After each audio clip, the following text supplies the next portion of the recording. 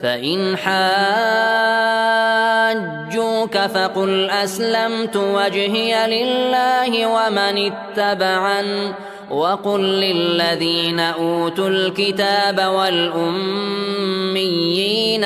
أسلمتم فإن أسلموا فقد اهتدوا وإن تولوا فإنما عليك البلاغ والله بصير بالعباد. بسم الله الرحمن الرحيم. السلام عليكم ورحمة الله وبركاته. إن الحمد لله نحمده تعالى ونستعينه ونستغفره ونتوب إليه ونستهديه ونعوذ بالله من شرور أنفسنا وسيئات أعمالنا من يهده الله فلا مضل له ومن يضلله فلا هادي له أشهد أن لا إله إلا الله وحده لا شريك له وأشهد أن محمدًا عبده ورسوله يا أيها الذين آمنوا اتقوا الله حق تقاته ولا تموتن إلا وأنتم مسلمون يا أيها الذين آمنوا اتقوا الله وقولوا قولا سديدا يصلح لكم أعمالكم ويغفر لكم ذنوبكم ومن يطع الله ورسوله فقد فاز فوزا عظيما أما بعد فإن أصدق الحديث كتاب الله وخير الهدي هدي محمد صلى الله عليه وسلم وشر الأمور محدثاتها فإن كل محدثة بدعة وكل بدعة ضلالة وكل ضلالة في النار. Ikhwani ma'asyiral muslimin, para jemaah sekalian rahimani wa rahimakumullah. Tak henti-hentinya kita memanjatkan segala puji dan syukur kehadiran Allah Subhanahu wa taala. Pada kesempatan pagi hari ini, dengan segala nikmat dan juga karunia-Nya, Allah izinkan kita untuk bisa berkumpul di salah satu majlis dari majlis-majlis ilmu di rumah Allah Subhanahu wa taala yang penuh berkah ini. Semoga salawat dan salam senantiasa tercurahkan kepada Nabi besar kita Nabi Muhammad sallallahu alaihi wasallam, kepada keluarganya, sahabatnya, dan juga orang-orang yang mengikuti sunnahnya sampai hari kemudian kelak. Kita akan membahas tentang sebuah risalah, sebuah kitab karya Imam Ahli Sunnati wal Jamaah, yaitu Al-Imam Ahmad bin Hanbal rahimahullahu ta'ala.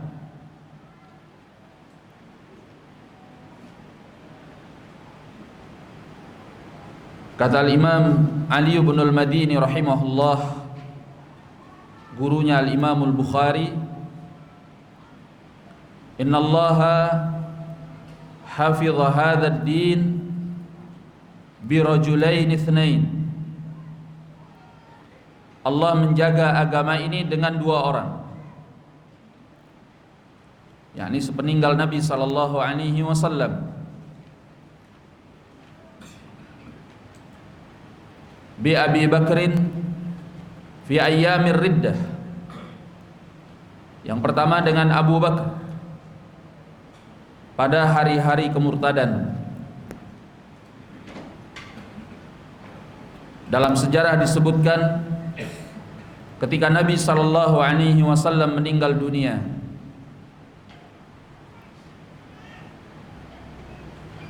manusia terbagi-bagi dalam beberapa golongan. Ada yang kokoh keislamannya, ada yang bimbang antara meneruskan tetap dalam keadaan Islam atau kembali ke belakang kepada kekafirannya. Karena Rasulullah sallallahu alaihi wasallam telah meninggal dunia. Mereka ragu apakah Islam ini akan terus tetap bertahan, sementara musuh ada di sekeliling mereka.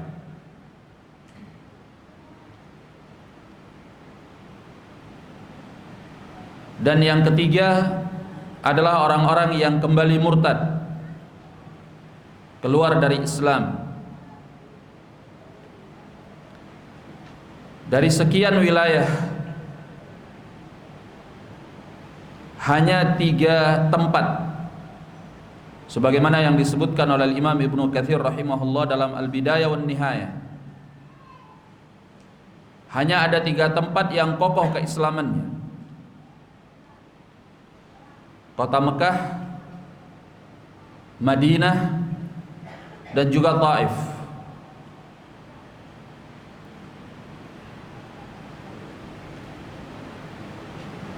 Abu Bakar radhiyallahu an sebagai khalifah pertama peninggal Nabi sallallahu alaihi wasallam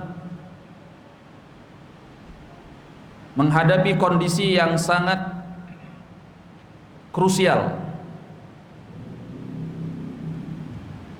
Berada di persimpangan jalan. Di satu sisi musuh yang tadinya mengintai sudah mulai mempersiapkan kekuatan, semacam Romawi yang sudah mempersiapkan kekuatan besar. Di sisi yang lain ada orang-orang yang bimbang, ragu apakah Islam akan terus bertahan. Di sisi yang lainnya pula gelombang kemurtadan mulai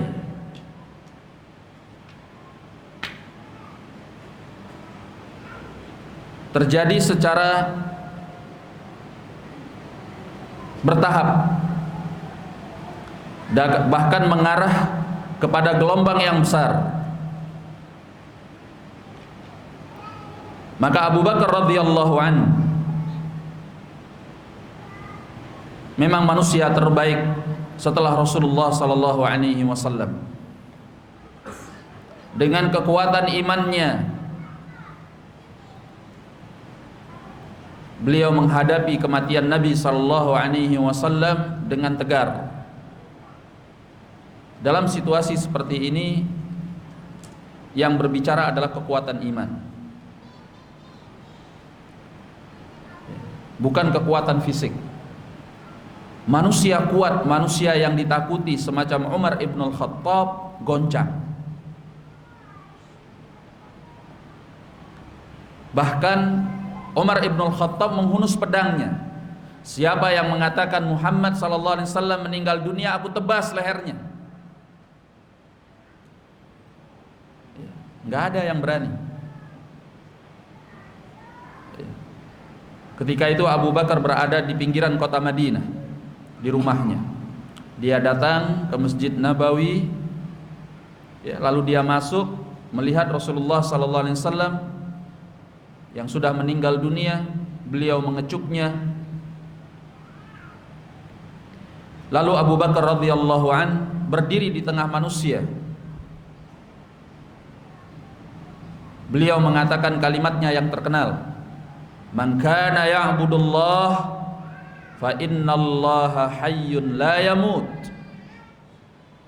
Siapa yang mengibadahi Allah Subhanahu wa taala, maka sungguhnya Allah itu adalah zat yang maha hidup, tidak akan pernah mati. Wa man kana ya'budu Muhammadan fa inna Muhammadan qad mat. Dan barang siapa yang ibadahi Muhammad sallallahu alaihi wasallam, ketahuilah bahwasanya Muhammad itu sudah meninggal dunia. Lalu beliau membacakan firman Allah, "Wa ma Muhammadun illa rasul qad khalat min qablihi ar-rusul afa immata aw qutila qalabtum ala aqabikum wa man yanqalib ala aqibaihi falan yadurrullaha syai'a." Kata Allah Azza wa Jal, tidaklah Muhammad itu melainkan seorang rasul, telah berlalu sebelumnya para rasul.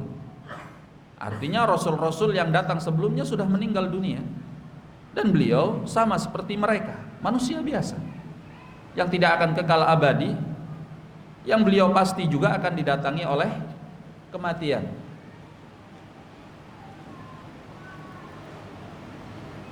Kemudian kata Allah Azza wa Jal, "Afa immata aw qutila qalabtum ala aqabikum."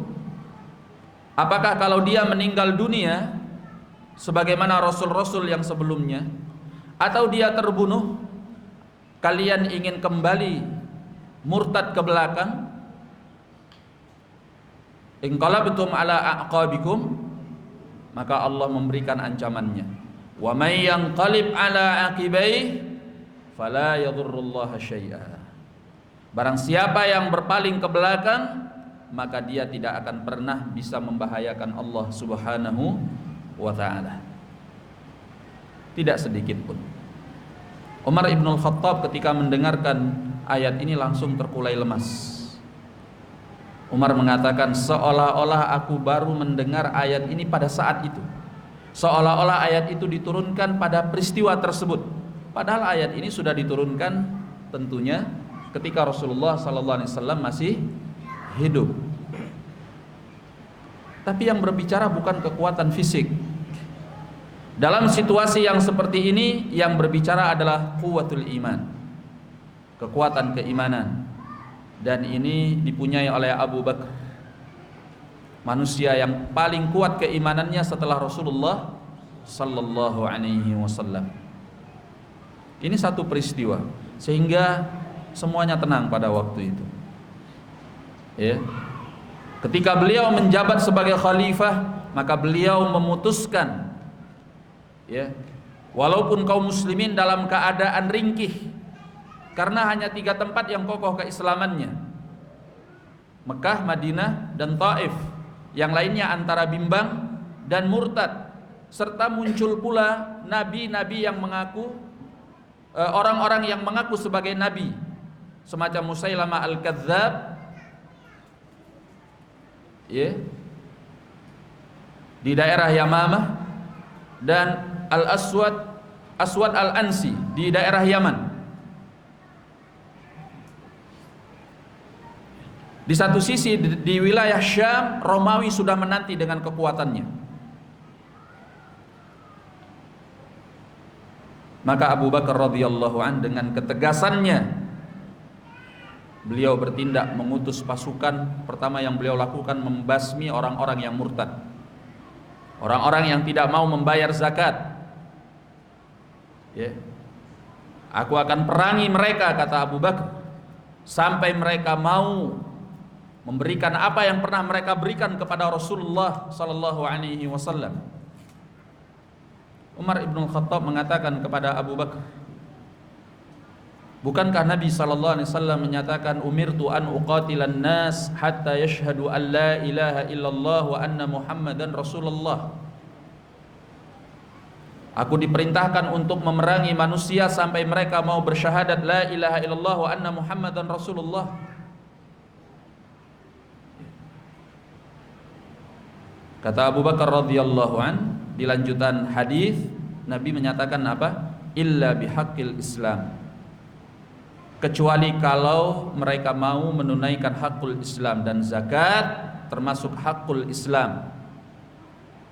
Kalau mereka tidak menunaikannya, mereka harus diperangi, walaupun hanya seutas tali yang mereka pernah berikan kepada Nabi sallallahu alaihi wasallam, mereka harus berikan kepadaku. Ya. Umar lemah di sini, Abu Bakar kuat. Yang kuat apa? Hatinya.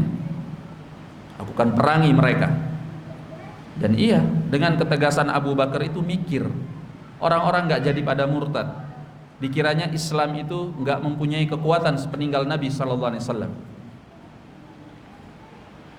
Ya, maka ditumpaslah para murtadin. Dari sinilah Islam mulai menunjukkan kekokohannya. Allah menangkan kaum muslimin. Dari situ mereka membasmi pasukan Musailamah al-Kadzdzab, sampai Musailamah al-Kadzdzab juga terbunuh dalam peperangan Yamamah. Ya. Dan Abu Bakar radhiyallahu anhu mempersiapkan pasukan untuk memerangi Romawi ke wilayah Syam, karena memang ini sudah menjadi tekad Rasulullah sallallahu alaihi wasallam sebelum meninggal dunia.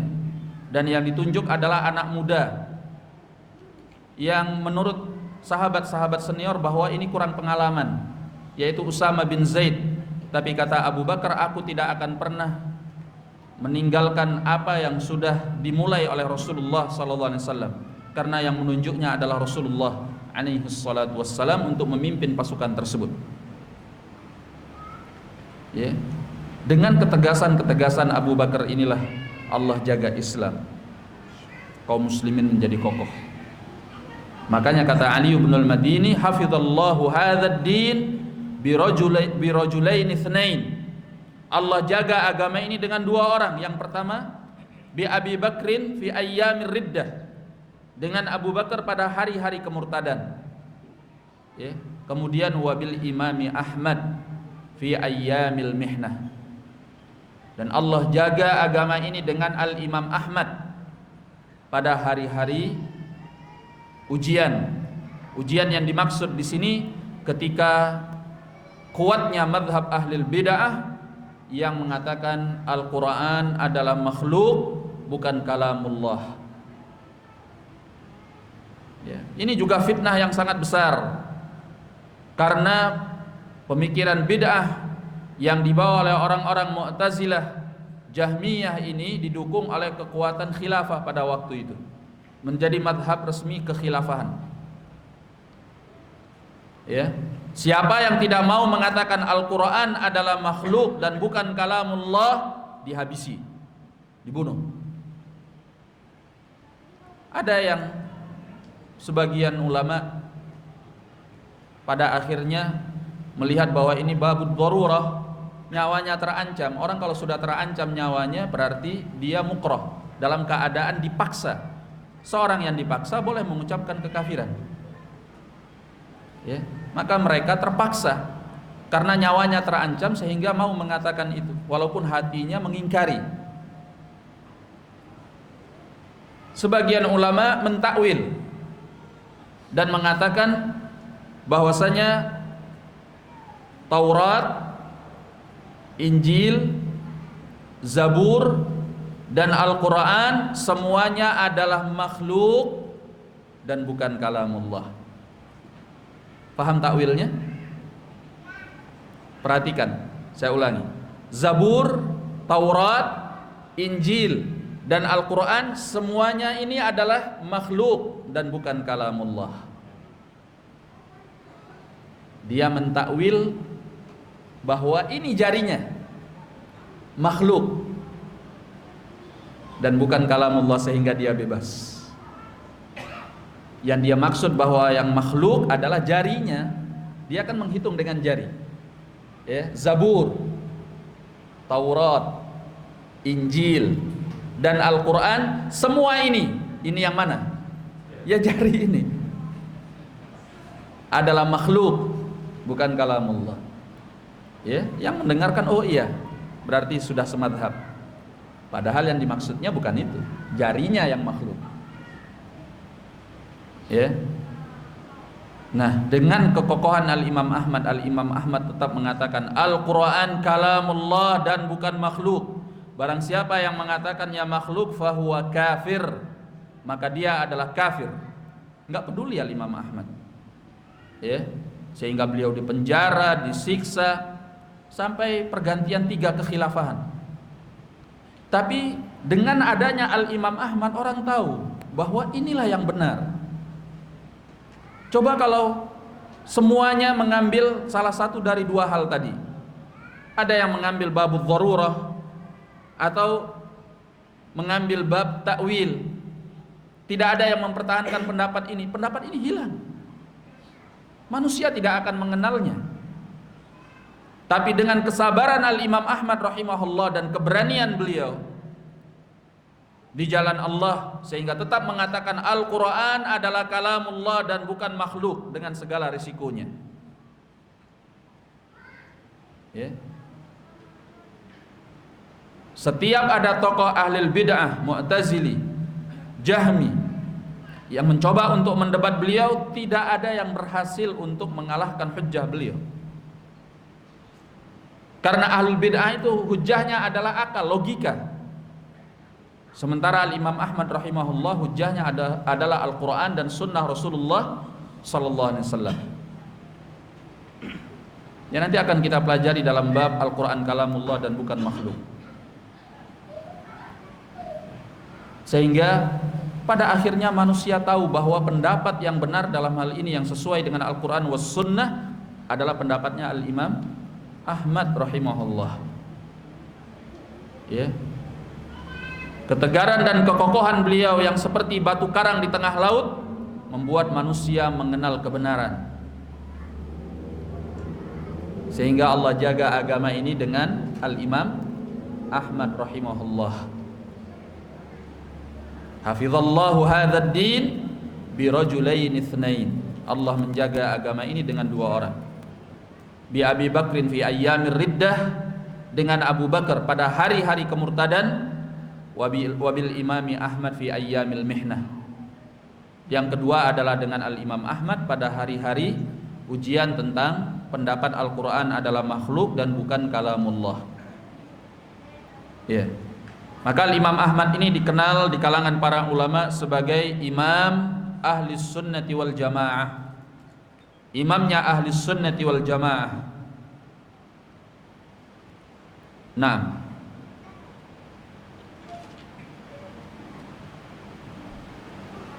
di hadapan kita adalah buku yang beliau tulis dari riwayat Abdus bin Malik al-Attar. Qala sami'tu Aba Abdullah Ahmad bin Muhammad ibn Hanbal rahimahullah. Aku mendengar Aba Abdullah Ahmad bin Muhammad bin Hanbal rahimahullahu taala yaqul, beliau mengatakan, ini kita ringkas saja sanadnya.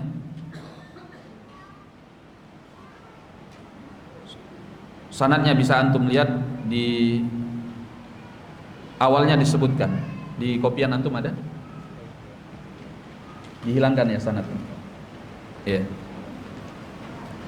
Taib. Ya, di nuskah aslinya tentu ada sanadnya. Karena orang-orang dahulu mereka belajar ilmu dan menyampaikan ilmu itu dengan sanad. Ya. Atau istilahnya orang sekarang mangkul. Ilmunya itu mangkul. Ya, dengan sanad. Taib. Dan yang meriwayatkan dari beliau adalah muridnya, yaitu Abdus bin Malik al-Attar. Berkata Imam Ahmad bin Muhammad bin Hanbal rahimahullahu ta'ala, usulus sunnati indana at-tamassuku bima kana alaihi ashabu Rasulillah sallallahu alaihi wasallam.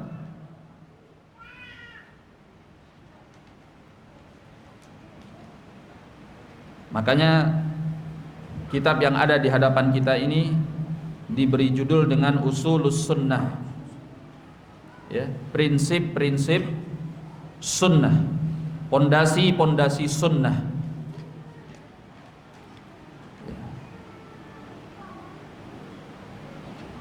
Dan buku-buku yang seperti ini penting untuk dipelajari oleh para penuntut ilmu, sehingga dia mengenal sunnah itu tidak hanya kulitnya.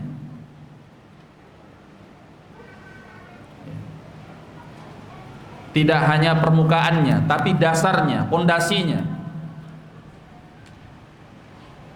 Sehingga dia bisa memahami agama ini sesuai dengan pondasi-pondasi yang telah diletakkan oleh Rasulullah sallallahu alaihi wasallam.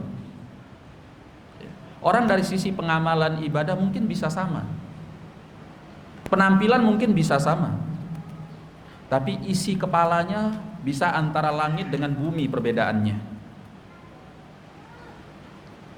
Paham ya? Kupluknya sama, jenggotnya sama, ya kan, jubahnya sama, gamisnya sama, ya, yang perempuan cadarnya ya, hijabnya ya sama, tapi isi kepalanya itu bisa beda banget antara siang dan malam, antara langit dan bumi. Lah apa yang membuatnya menjadi beda? Pemikirannya, prinsipnya, cara beragamanya, cara berfikirnya. Ya. Jadi kita belajar sunnah ini jangan hanya casingnya tok.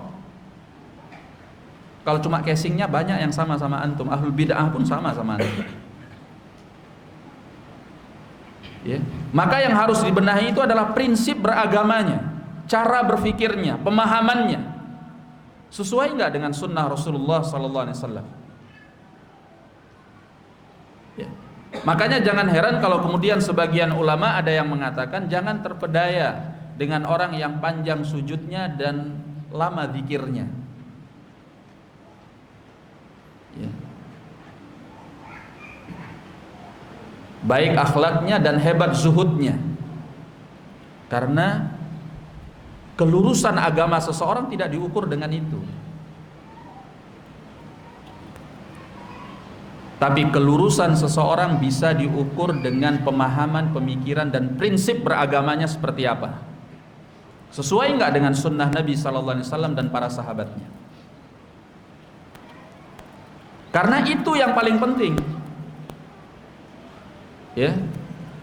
Sebab yang namanya pemikiran, pemahaman dan prinsip beragama itu terkait dengan keyakinan. Kalau penampilan, muamalah, ya, ibadah, akhlak itu terkait dengan fisik.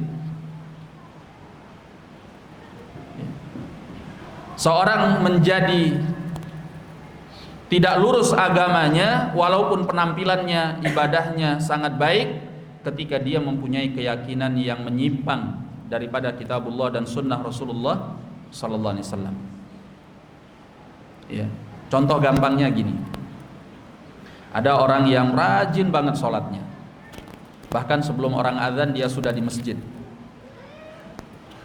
Sholat 5 waktunya nggak pernah ketinggalan, bahkan selalu berjamaah di shaf yang pertama di belakang imam.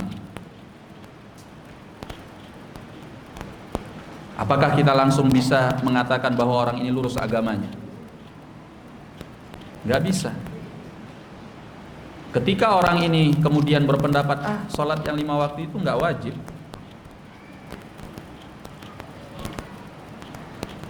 tapi memang sholatnya dia hebat, tapi dia berpendapat, berkeyakinan sholat yang 5 waktu itu nggak wajib.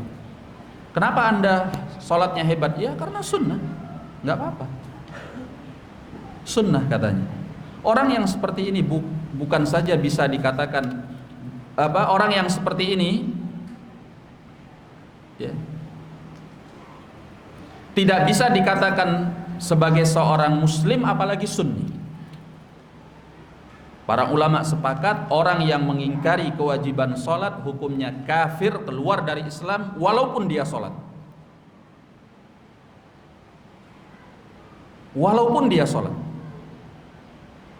sholatnya nggak penting ketika dia mengingkari tentang kewajiban sholat.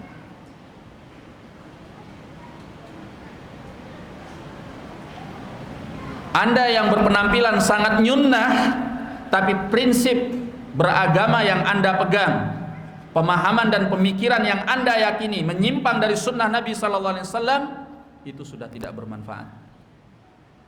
Nggak penting penampilan anda itu nyunnah. Bahkan Anda bisa dikatakan sebagai ahlul bid'ah. Bahkan kalau bid'ah yang Anda yakini itu adalah bid'ah mukaffirah, bisa membuat Anda keluar dari Islam. Itu prinsip-prinsip yang harus dipelajari. Ya. Karena penampilan lahiriah kita, ibadah lahiriah kita itu berangkat dari keyakinan kita.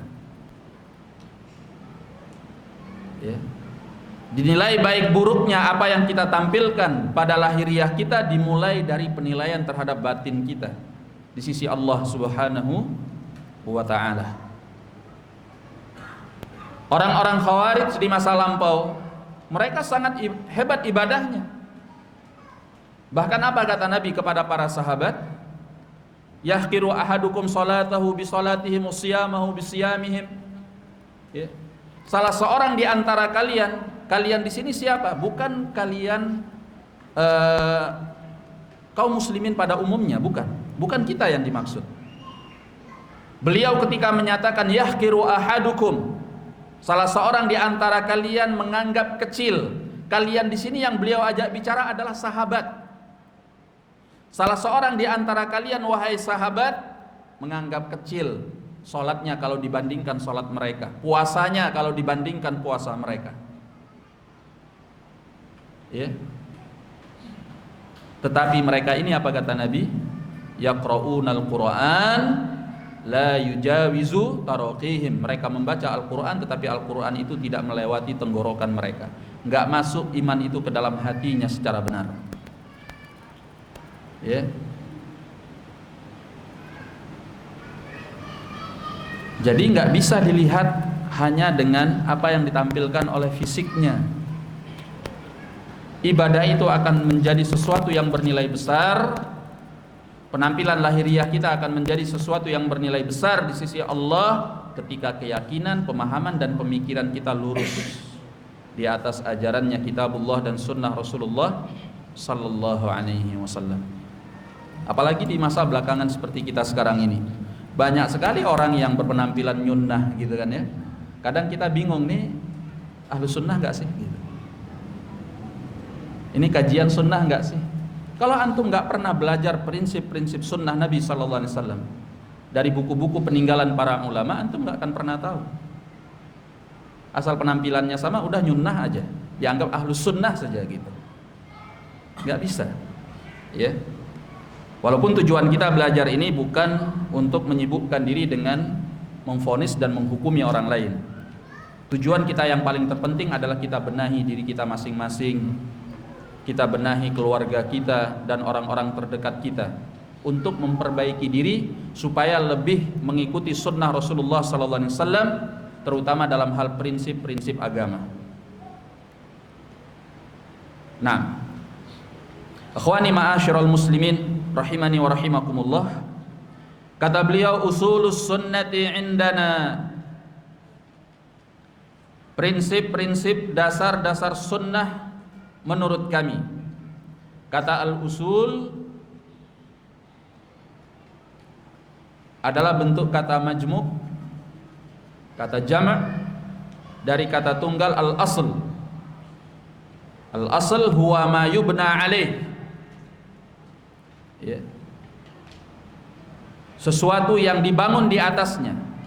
Simpelnya dalam bahasa kita adalah pondasi, dasar. Itu yang disebut dengan al-asl, jamaknya al-usul.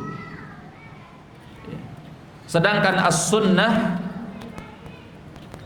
secara bahasa artinya at-tariqah, jalan, metode.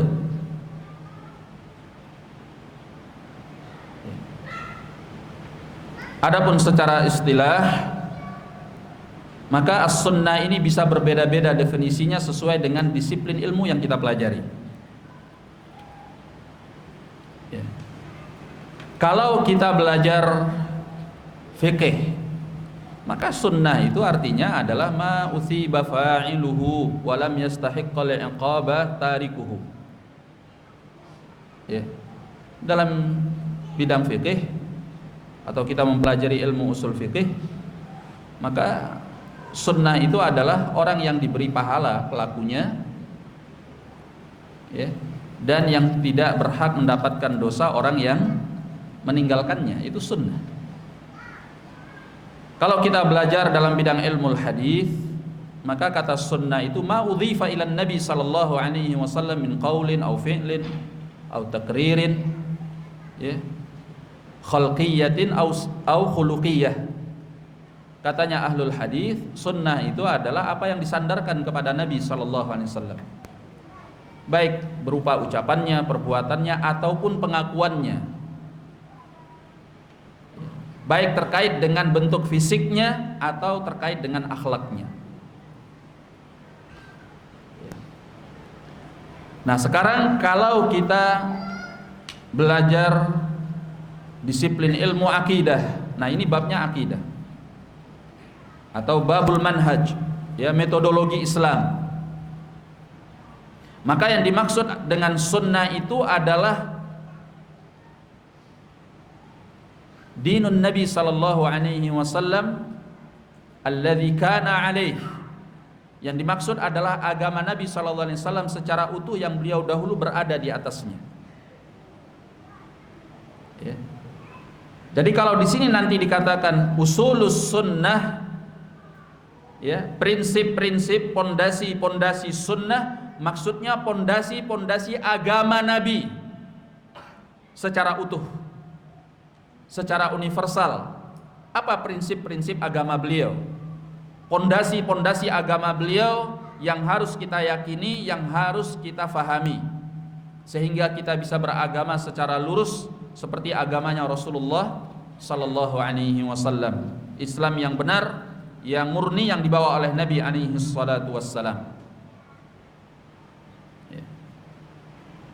Memang penting sekali kita mengetahui kata-kata yang disebutkan sesuai dengan apa yang dimaksudkan oleh ahlinya dalam bidangnya, ya, supaya kita nggak salah paham.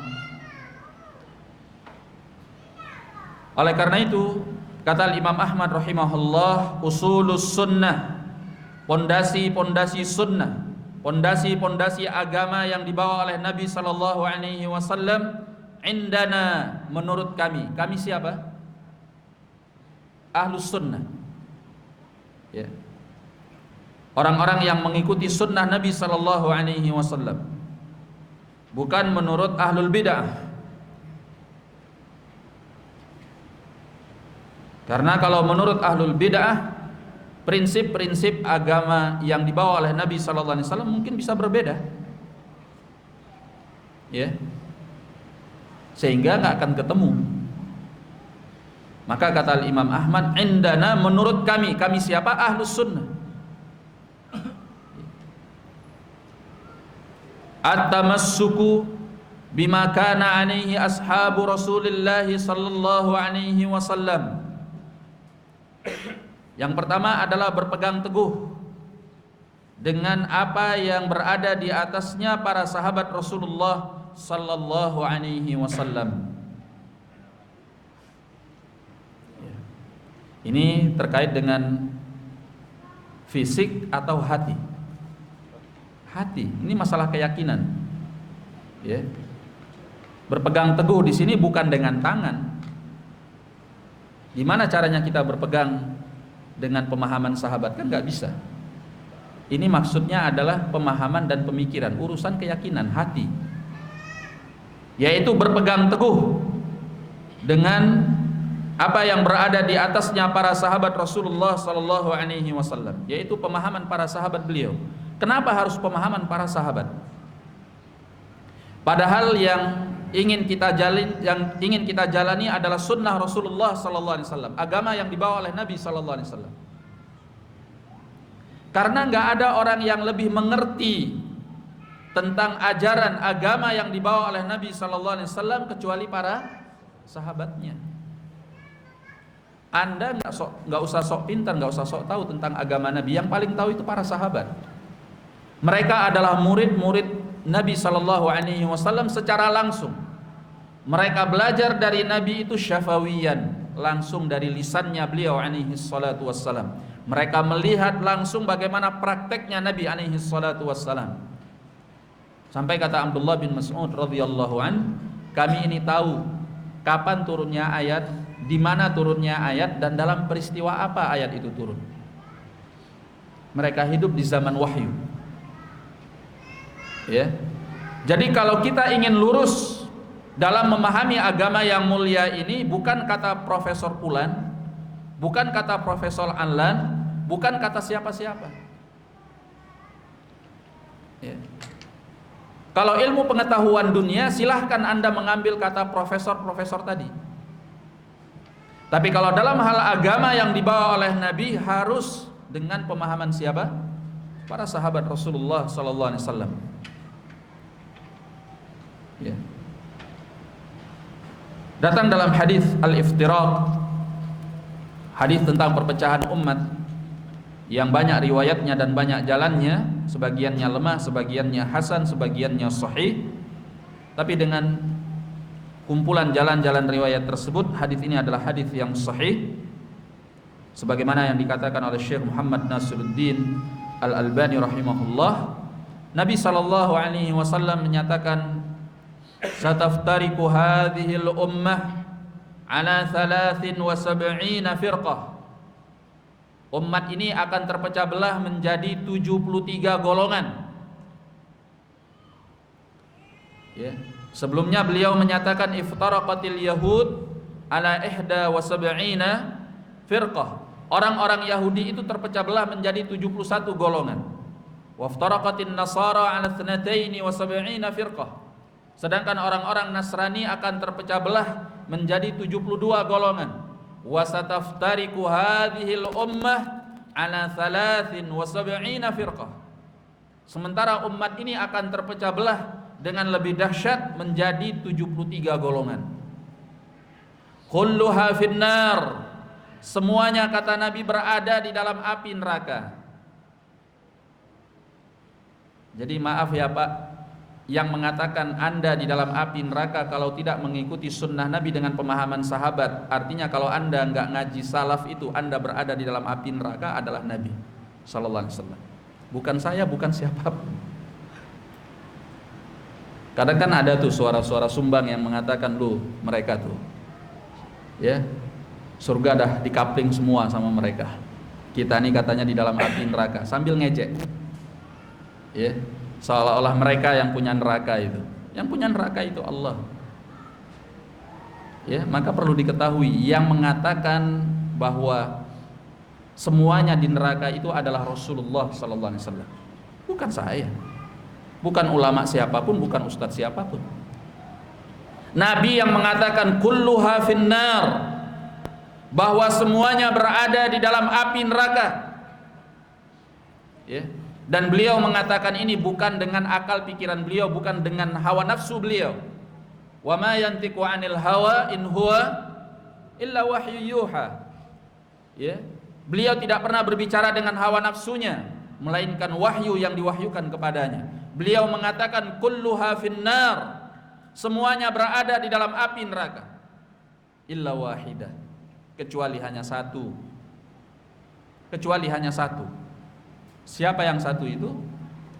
Di sebagian riwayatnya beliau menyatakan hum, mereka adalah man kana ala mithli ma ana alaihi al-yawm wa ashabi.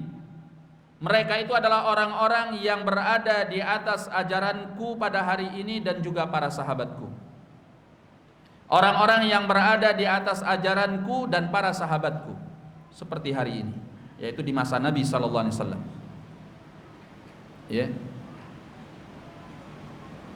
Kenapa Ahlus Sunnah itu mengatakan enggak cukup Al-Quran dan Sunnah Nabi alaihi salatu wassalam?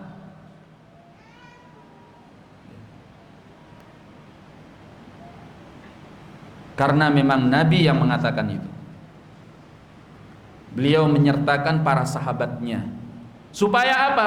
Supaya kaum muslimin ini jangan berbeda-beda dalam memahami sunnah beliau. Pemahaman yang harus diikuti di dalam memahami agama beliau, sunnah beliau, adalah pemahaman para sahabatnya radhiyallahu anhu, karena mereka orang yang paling tahu.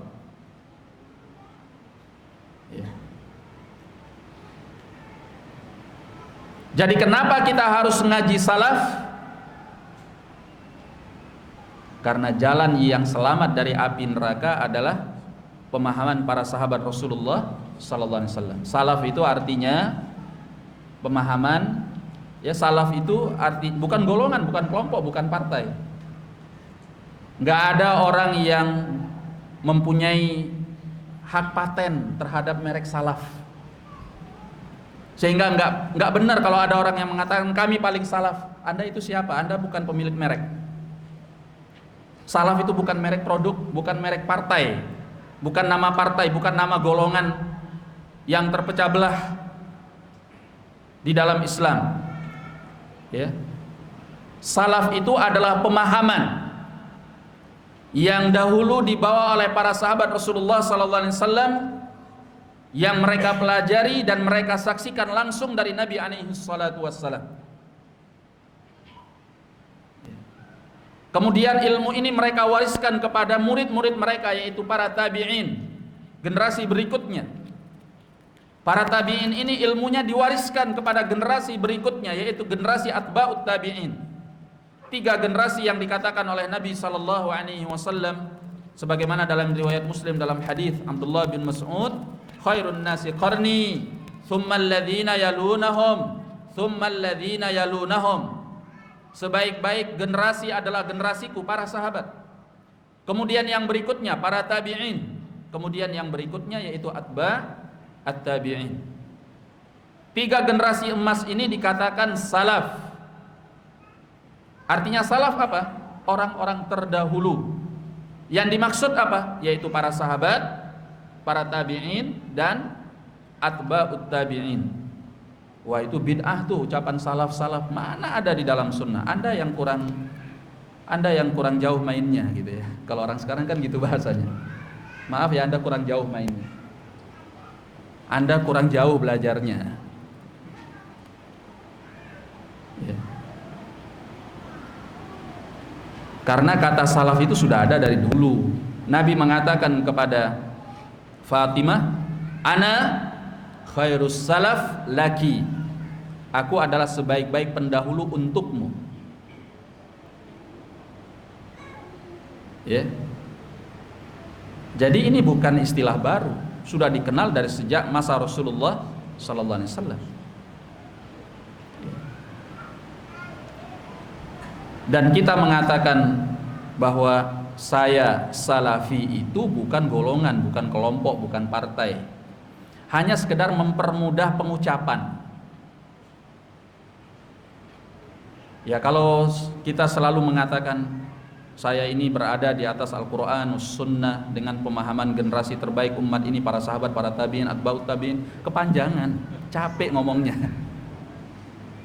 Ya, maka diucapkan dengan kalimat simpel, salafi. Artinya orang-orang yang mengikuti pemahaman salaf. Ada keanggotaannya? Nggak ada. Pemimpinnya siapa? Pemimpinnya para ulama, siapapun dia yang mempunyai ilmu, ya, mempunyai kemapanan ilmu, merekalah yang berada di atas dakwah ini.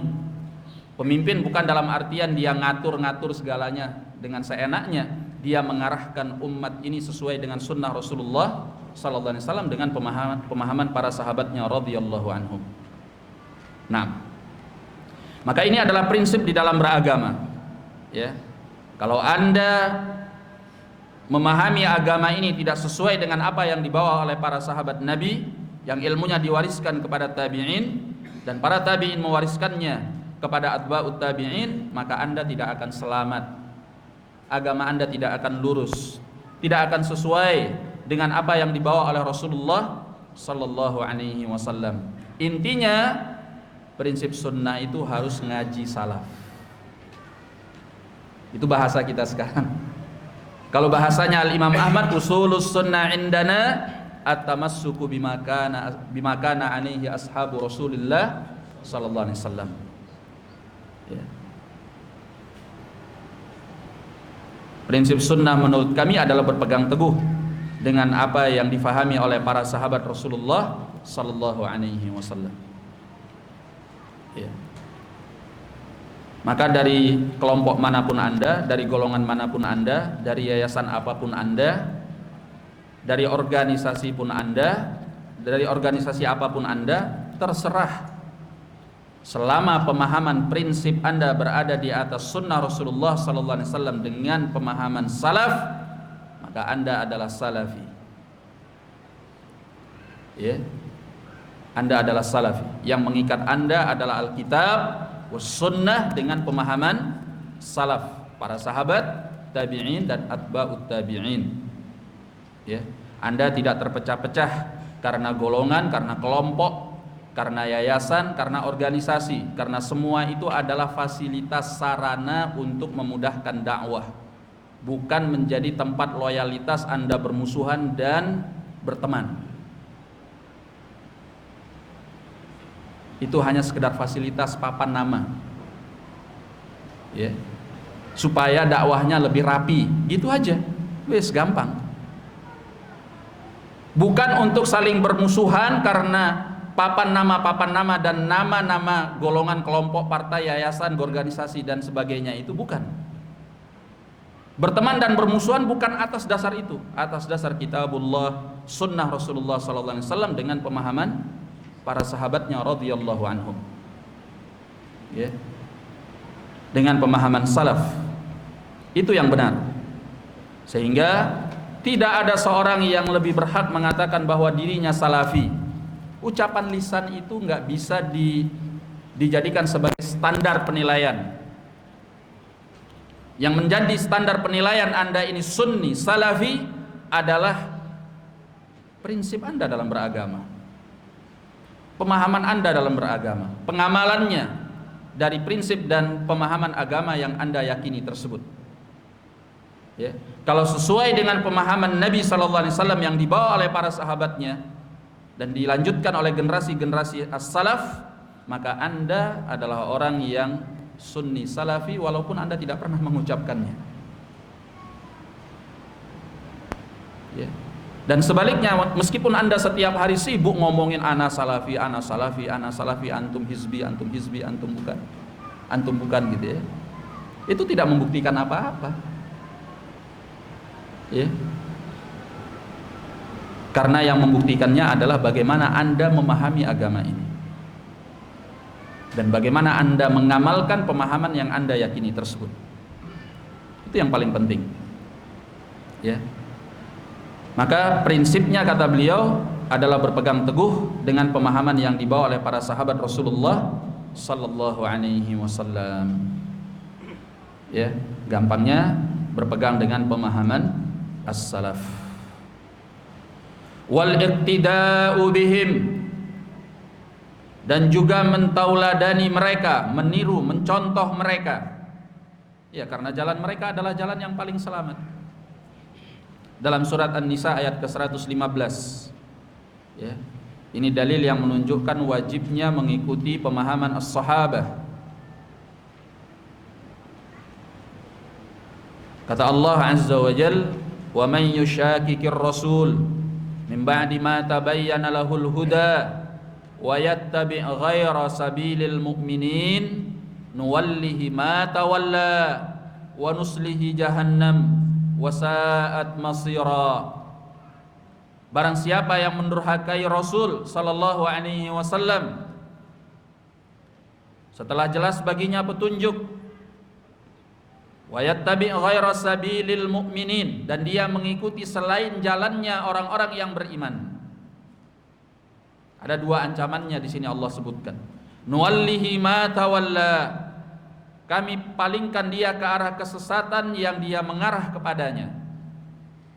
Wa nuslihi jahannam, dan kami masukkan dia ke dalam neraka jahannam. Wa sa'at masira, dan neraka jahannam itu adalah seburuk-buruk tempat kembali. Coba antum perhatikan di dalam ayat ini. Allah menyebutkan dua hal yang Allah murka sebelum Allah memberikan ancamannya. Pertama, mendurhakai Rasul setelah jelas baginya petunjuk. Yang kedua, mengikuti selain jalan orang-orang yang beriman. Ketika ayat ini turun, orang-orang yang beriman pada waktu itu siapa? Para sahabat radhiyallahu anhum. Nggak ada orang-orang yang beriman di muka bumi pada waktu itu melainkan sahabat. Maka ketika Allah mengatakan dan mengikuti selain jalannya orang-orang yang beriman, berarti mengikuti selain jalannya sahabat. Ya, lah kalau sekarang orang berimannya macam-macam tingkahnya, macam-macam pemikirannya, macam-macam pemahamannya. Bahkan ya naudzubillah lah ya. Karena saking jauhnya dari agama, ada yang sangat nyeleneh pemahamannya dari agama. Jadi kalau orang yang beriman di sini yang dimaksud adalah setiap orang yang beriman, ya enggak lah. Ya. Karena kacaunya orang-orang yang beriman yang ada sekarang ini. Maka kita lihat kembali, kita runut ayat ini ketika turun kepada siapa? Kepada Nabi sallallahu alaihi wasallam. Dan pada waktu itu siapa orang-orang yang beriman? Para sahabatnya. Oleh karenanya ayat ini memaksudkan barang siapa yang mendurhakai Rasul dan mengikuti selain jalannya sahabat. Kata Syekhul Islam Ibnu Taimiyah rahimahullahu taala, ini menunjukkan bahwa dua perkara ini saling berkaitan dan tidak bisa dipisahkan. Orang yang mendurhakai Rasul sudah pasti dia mengikuti selain pemahaman sahabat, jalan beragamanya sahabat. Ya. Kenapa? Karena jalan beragamanya sahabat itu adalah sunnah Rasul. Nggak ada jalan lain bagi mereka untuk beragama. Guru mereka adalah Nabi sallallahu alaihi wasallam. Siapa lagi? Maka orang yang mendurhakai Rasul sudah pasti dia menyelisihi jalan pemahamannya sahabat dalam beragama. Dan orang yang menyelisihi jalan pemahaman sahabat dalam beragama pasti dia menyelisihi sunnah Rasul. Karena mereka nggak punya jalan pemahaman agama yang lain kecuali sunnah Nabi sallallahu alaihi wasallam. Ini saling berkaitan erat. Maka orang yang ingin beragama sesuai dengan agama Rasulullah sallallahu alaihi wasallam, ya, maka hendaklah dia mengikuti pemahaman para sahabatnya radhiyallahu anhum. Siapapun yang menyimpang dari pemahaman salaf, dari jalannya salaf dalam beragama, itu sama artinya dia mendurhakai Rasulullah sallallahu alaihi wasallam, menyelisihi sunnahnya. Itu sudah bisa dipastikan. Karena para sahabat itu tidak mempunyai jalan beragama yang lain, pemahaman agama yang lain kecuali dari apa yang mereka terima dari Rasulullah sallallahu alaihi wasallam. Maka ayat ini nas dalam hal ini. Ya. Maka siapapun yang ingin selamat, kalau dia ingin ngaji, maka ngajilah dengan kajian salaf. Apa hukumnya ngaji salaf? Sekarang apa hukumnya ngaji salaf? Wajib. Tuh, kok wajib Ustaz? Iya, wajib. Kalau Anda mau selamat agamanya. Ya, kalau Anda ingin benar agamanya harus ngaji salaf. Loh, kajian salaf itu yang mana Ustaz? Yang ngajinya di masjid ini ya? Enggak. Yang ustadznya ini ya? Enggak. Ya, siapapun ustadznya, dimanapun ngajinya, kalau pemahamannya ini, yaitu ngaji salaf namanya. Ya, karena nggak ada yang bisa membatasi, wah anak aja yang salaf, kalian nggak salaf. Lah, Anda siapa? Ini kan agama. Ya, ukurannya adalah pemahaman, bukan pribadi. Ya, bukan tokoh, bukan yayasan, bukan organisasi, bukan kelompok. Ukurannya adalah pemahaman. Apa ukurannya? Pemahaman. Prinsipnya apa?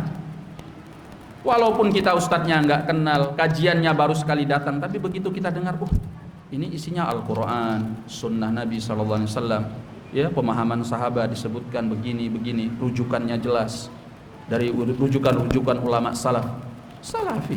Ini kajian salaf. Walaupun kita nggak kenal ustadznya dan baru sekali itu datang, gitu. Ya. Jadi ini bukan milik pihak dan kelompok tertentu. Ya, itulah indahnya kajian salaf. Dia bukan kelompok, dia bukan partai, dia bukan golongan, tapi pemahaman. Nah, Taib. Jadi ayat ini menegaskan untuk kita tidak boleh mendurhakai Rasul dan mengikuti selain jalannya salaf. jalan para sahabat yang diwariskan kepada generasi berikutnya. Dua ancamannya yang Allah berikan di ayat ini. Nuwallihi ma tawalla. Orang kalau sudah mendurhakai Rasul, yang kemudian sudah pasti dia mengikuti selain jalannya sahabat, kata Allah, kalau sudah seperti itu, maka Allah katakan nuwallihi ma tawalla, kami palingkan dia ke arah kesesatan yang dia mengarah kepadanya. Ya, orang ini pasti sesat. Kalau dia sudah tidak mengikuti jalan Rasul dan menyelisihi pemahaman sahabat, pasti sesat. Ya, siapa yang menyesatkannya? Allah yang menyesatkannya. Karena Allah mengatakan nuwallihi ma tawalla. Kalau Anda tidak lagi mengikuti jalan sunnah Nabi sallallahu alaihi wasallam yang dipahami oleh para sahabatnya, kami sesatkan Anda, kata Allah, ke arah kesesatan yang Anda inginkan. Ya. Itu di dunia. Allah ancam, Allah akan sesatkan dia. Di akhirat Allah ancam wa nuslihi jahannam. Kami masukkan dia ke dalam neraka Jahannam. Ini sejalan dengan hadis yang telah diucapkan oleh Nabi sallallahu alaihi wasallam yang tadi kita katakan. Nabi mengatakan apa? Kulluha finnar. Semuanya, kata Nabi, berada di dalam api neraka. Ya, kecuali yang satu, yaitu yang mau mengikuti ajaran beliau yang difahami oleh para sahabatnya. Man kana ala mithli ma ana alaihi al-yaum wa ashabi.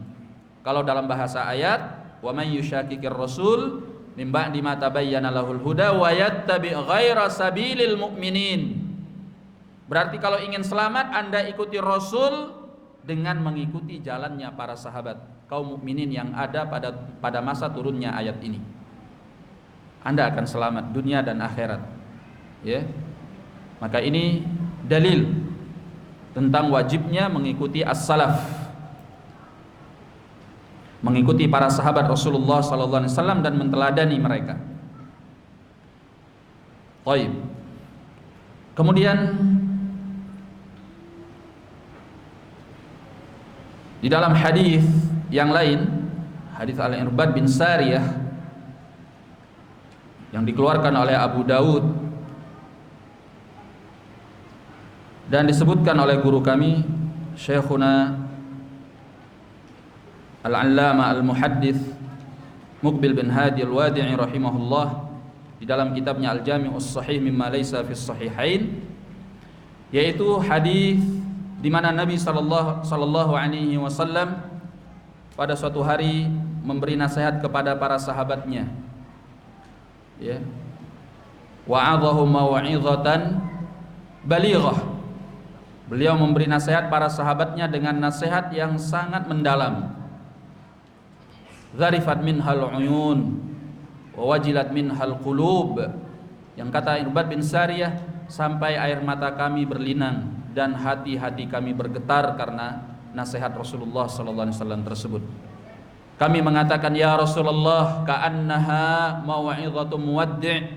Ya Rasulullah, seolah-olah ini nasihat orang yang akan berpisah, yang akan meninggalkan kami. Fa'ausina, maka berilah wasiat kepada kami ya Rasulullah. Maka Nabi mengatakan, usikum bitaqwallahi azza wa jal. Aku wasiatkan kepada kalian untuk selalu bertakwa kepada Allah azza wa jal, was-sam'i wat-ta'ah, untuk mendengar dan taat. Wa in ta'ammara 'alaikum 'abdun habasyi, walaupun yang memerintah kalian adalah seorang budak Habasyi, budak dari negeri Habasyah. Ya. Kemudian kata beliau, fa innahu may ya'ish minkum ba'di fasayara ikhtilafan katsira.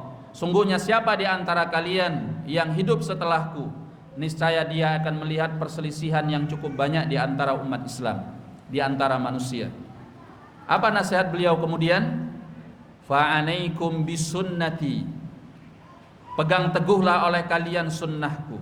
Kemudian wasunnatil khulafa ar-rasyidin al-mahdiyyin, ya, dan juga sunnahnya para khulafa, para khalifah sepeninggal beliau, ar-rasyidin al-mahdiyyin, yang terbimbing dan diberi petunjuk.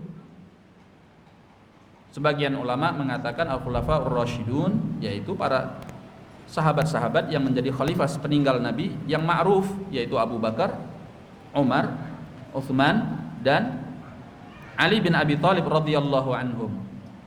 Ya, berpegang teguh dengan sunnah beliau dan sunnah para khalifahnya ini. Apakah para khalifahnya ini punya sunnah tersendiri? Ada ajarannya tersendiri, ada pemahamannya tersendiri? Nggak ada. Antum boleh cari, antum boleh bongkar semua literatur. Ada nggak mereka punya pemahaman dan ajaran tersendiri selain sunnah Nabi Sallallahu Alaihi Wasallam? Nggak ada. Ya, sunnahnya mereka ini ya sunnah Nabi. Pemahaman dan ajaran yang mereka ikuti ya ajaran Nabi Sallallahu Alaihi Wasallam dan pemahaman Nabi Sallallahu Alaihi Wasallam. Karena Nabi itu gurunya. Ini semakin mempertegas kepada kita bahwa memahami sunnah Rasulullah Sallallahu Alaihi Wasallam harus dengan pemahaman al-khulafa ar-rasyidun. Ya, mereka sebagai pemuka-pemuka sahabat. Sahabat itu orang yang paling mulia di antara mereka adalah khalifah yang 4 ini. Pertama Abu Bakar, kemudian Umar, kemudian Utsman, kemudian Ali bin Abi Thalib. Jadi maksudnya ikuti pemahaman para sahabat. Ya. 4 khalifah ini adalah pemukanya mereka, ulamanya mereka, orang yang paling utamanya di antara mereka. Ini penafsiran sebagian ulama. Sebagian ulama yang lain mengatakan al-khulafa ar-rasyidun, al-mahdiyun, itu yang dimaksud adalah seluruh para sahabat Rasulullah sallallahu alaihi wasallam. Karena seluruh para sahabat itu adalah orang-orang yang terbimbing dan diberi petunjuk. Nggak ada sahabat yang sesat. Ada sahabat yang sesat. Kalau dia sesat bukan sahabat itu namanya. Sahabat itu semua agamanya lurus di atas sunnah Nabi sallallahu alaihi wasallam. Walaupun tingkat kemuliaan mereka berbeda-beda antara satu dengan yang lain, tapi semuanya berada di atas sunnah Nabi alaihi salatu wassalam. Makanya di dalam ayat di dalam surat Al-Hujurat, ketika Allah berbicara tentang sahabat, Allah katakan apa? Ulaika humur rasyidun. Di ayat yang ke-7. Yang ke-7 atau ke-8 begitu. Nanti bisa dicek. Allah katakan tentang mereka, ya. Ulaika humur rasyidun. Mereka adalah orang-orang yang terbimbing. Jadi yang dimaksud, maka berpegang teguhlah kalian dengan sunnahku dan sunnah para sahabatku. Karena semua para sahabat itu adalah orang-orang yang berpegang kepada sunnah Nabi, mereka terbimbing dan mendapatkan petunjuk sepeninggal Rasulullah sallallahu alaihi wasallam. Hanya orang-orang Syiah Rafidhah yang mengatakan bahwa para sahabat itu murtad sepeninggal Nabi alaihi salatu wassalam. Iya. Tapi Ahlus Sunnah mengatakan tidak. Anda yang murtad, Anda yang memurtadkan sahabat yang murtad. Sahabat itu agamanya lurus, nggak ada yang murtad sepeninggal Nabi sallallahu alaihi wasallam. Ya. Karena mereka sudah dipuji oleh Allah di dalam Al-Qur'an, dan Al-Qur'an nggak pernah salah dalam memuji. Dalam surat At-Taubah ayat yang ke-100 Allah katakan apa? As-sabiqunal awwalun minal muhajirin wal ansar walladzina tabauhum bi ihsan radhiyallahu anhum wa radu an. Kata Allah Azza wa Jalla, orang-orang yang terdahulu, sabiqunal awwalun, baik dari kalangan al-muhajirin ataupun dari kalangan ansar, serta orang-orang yang mengikutinya dari kalangan para sahabat yang keislamannya belakangan. Yang keislamannya belakangan. Ya. Sabiqunal awwalun itu ya definisi para ulama berbeda-beda. Tapi yang paling dekat sabiqunal awwalun adalah yang masuk Islam, berjuang, berjihad, berinfak bersama Nabi sallallahu alaihi wasallam sebelum Fathu Makkah. Itu as-sabiqunal awwalun. Sedangkan yang belakangan dari para sahabat yang setelah Fathu Makkah. Ya. Nah, semua mereka ini apa kata Allah? Radhiyallahu anhum wa radu'an. Allah meridhai mereka dan mereka ridha kepada Allah. Allah nggak mungkin salah memuji para sahabat. Kalau seandainya mereka murtad sepeninggal Nabi sallallahu alaihi wasallam, nggak mungkin dipuji diridhai oleh Allah. Ya, karena Al-Qur'an nggak pernah salah.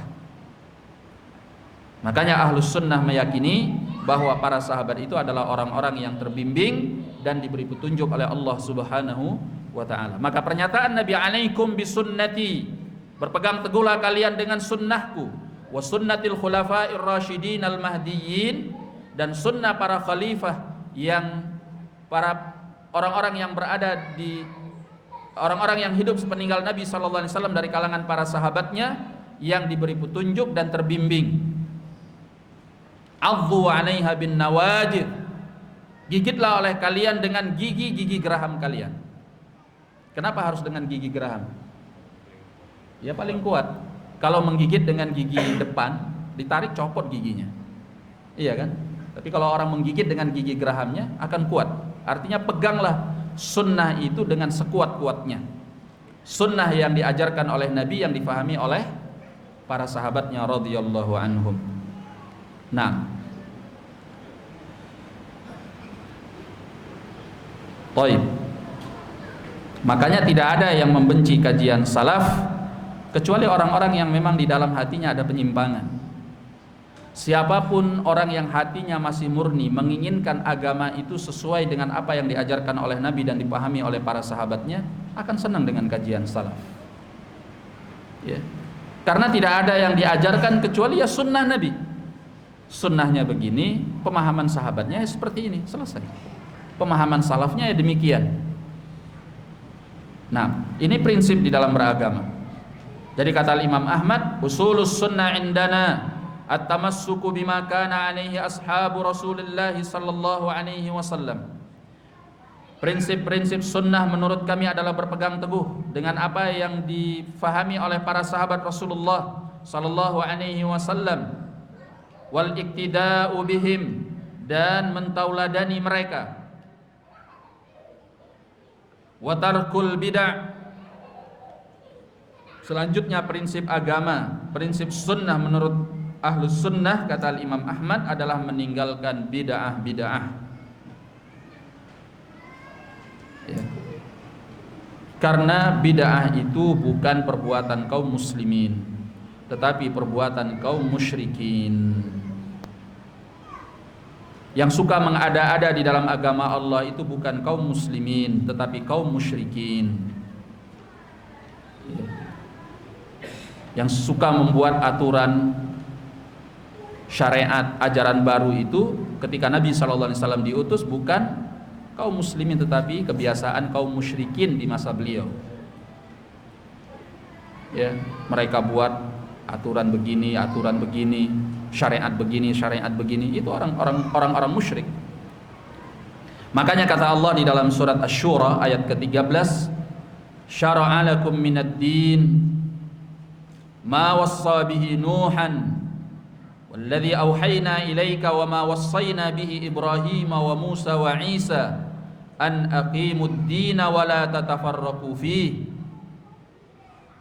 Dialah yang mensyariatkan bagi kalian agama yang telah Dia wasiatkan kepada Nuh, dan juga kami wahyukan kepadamu wahai Nabi, dan kami wasiatkan kepada Ibrahim, kepada Musa dan Isa alaihimussalam, an aqimud din, hendaklah kalian menegakkan agama, wala tatafarraqu fihi, dan jangan kalian bercerai-berai padanya. Kabura 'alal musyrikin ma tad'uuhum ilaih, terasa berat atas orang-orang musyrik apa yang engkau dakwahkan mereka kepadanya. Allahu yajtabi ilaihi man yasha wa yahdi ilaihi man yunib. Allah memilih siapa yang Allah kehendaki kepadanya, dan Allah beri petunjuk kepadanya orang-orang yang mau berpulang kembali kepada Allah Subhanahu wa taala. Naam. Jadi Allah yang mensyariatkan agama ini. Ya. Agama ini tidak disyariatkan dengan hawa nafsu fulan wala allan. Tidak dengan hawa nafsu siapapun, tapi dengan syariat dari agama Allah Subhanahu wa taala.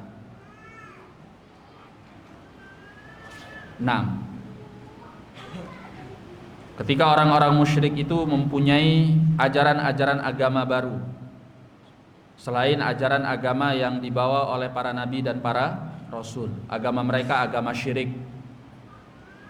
Ada ritual-ritual penyembahan yang mereka buat tanpa ada tuntunan wahyu dari Allah Subhanahu wa taala. Ya, mereka persembahkan kepada berhala-berhala mereka. Kata Allah, am lahum syuraka syara'u lahum minad din ma lam ya'dzan bihillah. Apakah mereka orang-orang musyrik itu mempunyai sekutu-sekutu, tandingan-tandingan yang mensyariatkan bagi mereka agama yang tidak diizinkan oleh Allah? Ya. Jadi kebiasaan membuat bid'ah dalam agama itu adalah kebiasaan orang-orang musyrik. Ya. Kalau orang-orang Islam dari masa lampau, dari masa Nabi SAW, kebiasaan mereka adalah mengikuti apa yang diajarkan oleh Rasulullah SAW. Nah, maka meninggalkan bid'ah adalah prinsip di dalam beragama. Apa yang dimaksud dengan bid'ah? Kalau secara bahasa, bid'ah itu adalah sesuatu yang baru. Ya. Kenapa Allah dikatakan badi'us samawati wal ard? Pencipta langit-langit dan bumi. Kenapa menggunakan kata badi'us samawati wal ard? Karena badi' menciptakan secara baru, nggak ada contohan sebelumnya. Allah menciptakan langit-langit dan bumi, nggak ada contohan sebelumnya. Dari awal, dari baru Allah ciptakan, tanpa ada yang mendahului Allah Subhanahu wa ta'ala. Makanya kalimat itu badi'us samawati wal ard. Ya, baik dalam ayat Al-Qur'an ataupun di dalam hadis Nabi sallallahu alaihi wasallam. Di antara nama Allah badi'us samawati wal ard, disebutkan Allah menciptakan langit-langit dan bumi secara baru. Karena al-bid'ah itu adalah sesuatu yang baru, ya, yang tidak dikenal sebelumnya, tidak ada contohan sebelumnya. Maka bid'ah di dalam istilah agama yaitu perkara agama yang baru, yang tidak ada contohan dari Rasulullah sallallahu alaihi wasallam. Ya. Oleh karena itulah datang dalam hadis Aisyah, dalam riwayat Al-Bukhari dan Muslim, Nabi sallallahu alaihi wasallam menyatakan, man ahdatsa fi amrina hadza ma laysa minhu fahuwa rad. Barang siapa yang mengada-ada itu membuat sesuatu yang baru, yang tidak ada contohan sebelumnya. Man ahdatsa fi amrina hadza, barang siapa yang membuat-buat baru, mengada-ada dalam urusan agama kami ini, ma laysa minhu, yang tidak merupakan bahagian daripadanya, fahuwa rad, maka hal itu tertolak. Juga dari hadis Aisyah dalam riwayat Muslim, man amila amalan laisa alaihi amruna fahuwa rad. Barang siapa yang mengamalkan sebuah amalan yang tidak ada padanya contohan agama kami pada hal tersebut, ya, tidak ada padanya perintah kami, fahuwa rad, maka amalan itu tertolak. Dalam hadis Jabir dalam riwayat Muslim, di antara isi khutbah Nabi sallallahu alaihi wasallam, beliau menyatakan, wa iyyakum fa inna asdaqal hadithi kitabullah wa khairal hadi hadi Muhammadin sallallahu alaihi wasallam. Sebenar-benarnya ucapan adalah kitabullah, dan sebaik-baiknya petunjuk adalah petunjuk Muhammad sallallahu alaihi wasallam. Wa syarrul umur muhdatsatuha, dan seburuk-buruk perkara adalah yang dibuat-buat, yang diada-adakan tanpa contohan sebelumnya. Nah, juga dalam hadis Al-Irbad bin Sariyah yang kita sebutkan tadi, lanjutannya beliau menyatakan, wa iyyakum wa muhdatsatil umur, dan hindari oleh kalian perkara-perkara baru dalam agama. Fa inna kulla muhdatsatin bid'ah, karena setiap perkara baru dalam agama adalah bid'ah, wa kullu bid'atin dhalalah, dan setiap bid'ah itu adalah sesat. Ya. Jadi bid'ah yang dicela bid'ah dalam perihal agama. Kalau dalam perihal dunia silahkan. Anda bid'ah dalam hal kendaraan, sepeda motor, ya, sehingga Anda melakukan inovasi-inovasi. Ya, kendaraan Anda modif, nggak ada contohan sebelumnya, ya terserah kamu. Urusan dunia nggak ada urusannya dengan agama, artinya nggak disebut sebagai bid'ah. Nah, kemudian buat rumah, mau dibuat minimalis atau bukan, ya terserah. Kalau dalam urusan dunia, kata Nabi alaihi salatu wassalam, antum a'lamu bi umuri dunyakum, kalian lebih tahu dengan urusan dunia kalian. Jadi bid'ah yang tercela itu dalam perihal agama. Ya. Kalau dalam perihal agama ya jangan. Karena itu adalah perkara yang dicela oleh Rasulullah sallallahu alaihi wasallam dalam banyak hadis, sehingga orang yang ingin lurus agamanya harus meninggalkan bid'ah, anti bid'ah.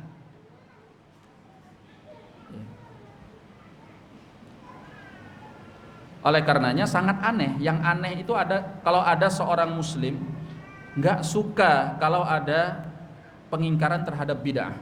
Apaan nih? Sedikit-sedikit bid'ah, sedikit-sedikit bid'ah. Justru kalau dia seorang muslim, dia senang. Karena bid'ah itu dilarang oleh Nabi sallallahu alaihi wasallam. Dibenci di dalam agama. Beliau peringatkan kita untuk menjauhi bid'ah dalam banyak hadisnya. Ya.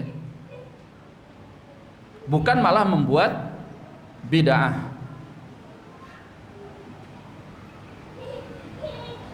Sampai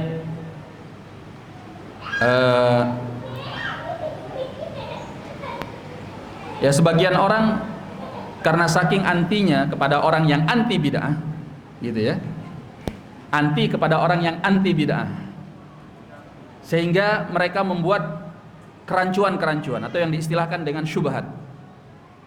Sedikit-sedikit bid'ah, sedikit-sedikit bid'ah.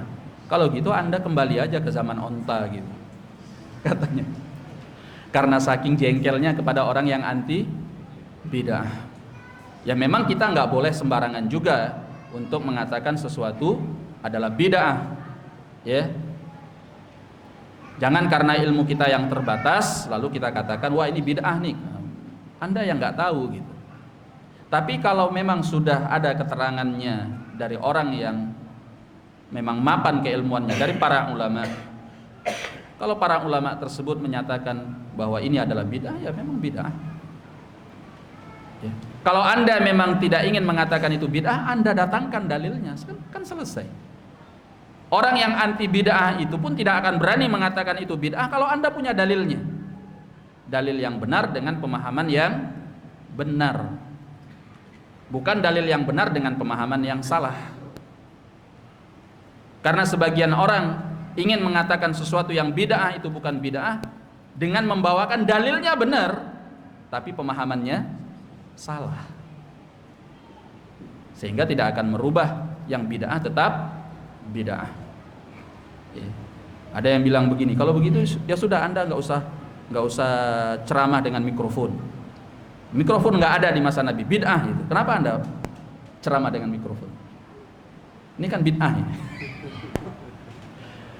Ceramah itu kan dakwah, syiar agama. Kenapa Anda melaksanakan syiar agama dengan bid'ah? Benar nggak ini? Bingung ya? Ya memang harus dipisahkan mana bid'ah yang dikatakan sebagai bid'ah di dalam agama, mana yang tidak dikatakan bid'ah. Ya, kalau terkait dengan zat perbuatannya, ibadahnya, ya, amalannya, tata caranya, waktunya, tempatnya, yang memang ada tuntunannya di dalam sunnah Nabi, ya, kalau kita buat lain selain yang dituntunkan oleh Nabi, itu namanya bid'ah. Kalau tidak ada tuntunannya dari Nabi Sallallahu Alaihi Wasallam dan itu bukan terkait dengan zatnya, zat perbuatannya, zat amalannya, ya, tapi terkait dengan sarananya. Kalau sarananya ini, ya, maka tidak bisa dikatakan bid'ah karena sarana itu hukumnya sama dengan hukum tujuannya. Makanya para ulama mempunyai kaidah bahwa al-wasail laha hukmul ghayat. Ketika tujuannya baik, sarananya menjadi baik. Ketika tujuannya dakwah, sarananya menjadi baik. Ketika tujuannya disyariatkan, maka menggunakan sarananya adalah perkara yang diperbolehkan. Ya, selama sarananya itu bukan hal-hal yang dilarang di dalam agama. Ya. Nah, kalau mikrofon ini terkait dengan dakwahnya atau enggak sih? Ini kan sarana aja. Iya kan? Ini sarana saja. Ya. Lagi pula orang dakwah itu kan tujuannya untuk supaya apa yang disampaikan itu bisa didengar. Nah, ini mendukung. Jadi bukan mengadakan sesuatu yang baru. Beda kalau Anda dakwah dengan cara-cara yang bid'ah. Misalnya Anda dakwah dengan joget-joget gitu. Dengan musik-musik yang haram. Nah, itu bid'ah. Karena terkait dengan zatnya, tata caranya. Jadi kata Syekh Muhammad bin Shalih Al-Utsaimin rahimahullahu taala, ya, dalam mengikuti sunnah itu melihat kepada beberapa hal. Ya. Pertama zatnya, zat amalannya.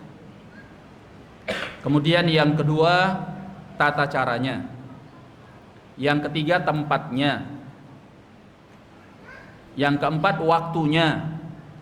Yang kelima munasabahnya. Ya. Kesesuaiannya apa ini? Selama semua ini ada dalam tuntunan, boleh kita melakukannya.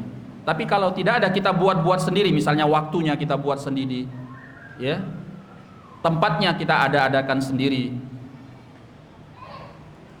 kemudian tata caranya kita buat sendiri, maka yang seperti ini bisa menjadi bid'ah.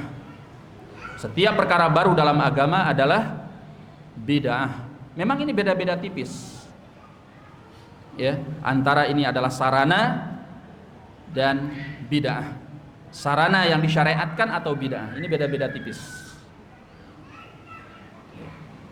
Maka kita harus melihat dengan kacamata yang jeli.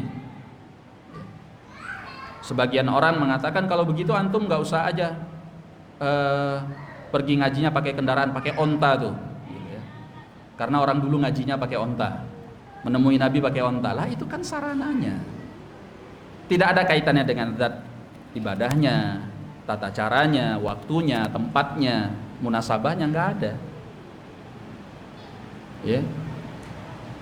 Kecuali antum datang dengan kendaraan, ya, kemudian milih waktu yang antum anggap wah ini waktu yang diajarkan, waktu yang mempunyai keutamaan, padahal tidak ada tuntunannya misalnya, maka itu bisa menjadi bid'ah. Ketika antum meyakini itu mempunyai keutamaan, padahal tidak dijelaskan di dalam Islam bahwa itu mempunyai keutamaan. Ya. Seperti misalnya orang sholat di sholat malam, menghabiskan waktu dengan sholat malam di malam hari pada nisfu Sya'ban misalnya begitu. Nggak ada contohannya dari Nabi SAW, itu jelas. Iya kan? Kalau memang ada pasti akan dinukilkan kepada kita. Dan hal-hal yang lain yang memang tidak ada contohannya dari Rasulullah sallallahu alaihi wasallam. Yang jelas ini membahas tentang masalah bid'ah itu memang butuh detail. Mungkin butuh pertemuan yang lain khusus tentang masalah bid'ah gitu ya. Tapi secara prinsipnya, nah ini yang penting itu garis besarnya. Ini prinsipnya dalam beragama, yaitu orang yang beragama kalau ingin lurus agamanya dia harus meninggalkan bid'ah. Ya. Kita mungkin bisa berdebat tentang ini bid'ah atau tidak. Karena dalam sebagian hal pun ya para ulama bisa berbeda pendapat ini bid'ah atau tidak. Tapi prinsip mereka sama-sama tidak suka, benci dan meninggalkan bid'ah karena itu bukan agama Rasulullah sallallahu alaihi wasallam. Yang perlu dipegang itu adalah prinsip universalnya, pondasinya, pemahamannya, keyakinannya. Adapun parsial, bagian-bagian masalahnya mungkin bisa beda pendapat. Begitu, paham ya? Nah, tapi kalau seorang kemudian membolehkan beragama itu dengan akal, logika, dengan pikiran, yang penting kan ini baik. Nah, itu sudah beda prinsip. Anda membolehkan di dalam agama sesuatu yang tidak diajarkan oleh Rasulullah sallallahu alaihi wasallam. Agama itu dengan wahyu. Ada tuntunannya dari Al-Qur'an atau dari sunnah Nabi sallallahu alaihi wasallam dengan pemahaman sahabat, pemahaman as-salaf. Ya. Kalau tidak ada dalilnya, tidak ada hujjahnya, jangan. Wa tarkul bid'ah, meninggalkan perkara-perkara bid'ah. Tadi telah kita sebutkan dalil-dalilnya baik dari Al-Qur'an ataupun sunnah Rasulullah sallallahu alaihi wasallam. Nah, dan pintu yang paling besar membuat seseorang jatuh ke dalam perkara-perkara bid'ah di dalam agama adalah ketika mereka meninggalkan sunnah Rasulullah sallallahu alaihi wasallam dengan pemahaman para sahabatnya.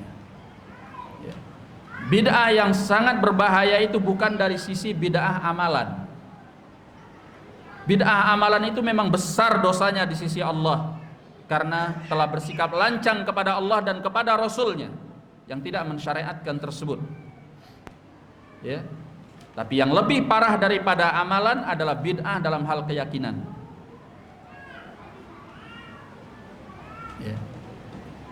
Karena keyakinan itu akan dibangun di atasnya amalan dan ibadah. Ya. Bahkan keyakinan itu kalau sudah parah bisa mengeluarkan seseorang dari Islam. Nah, akhwani ma'asyiral muslimin rahimani wa rahimakumullah. Ya. Sering sekali bid'ah itu datang karena seseorang beragama dengan akal logika pikirannya, atau pikiran tokohnya, atau pemimpinnya.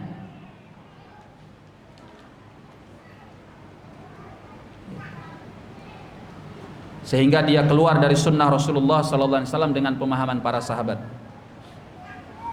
Maka hati-hati, ya, dalam beragama. Jangan beragama itu dengan tokoh agama. Tokoh agama itu bukan agama. Mereka hanya sebagai penyampai agama.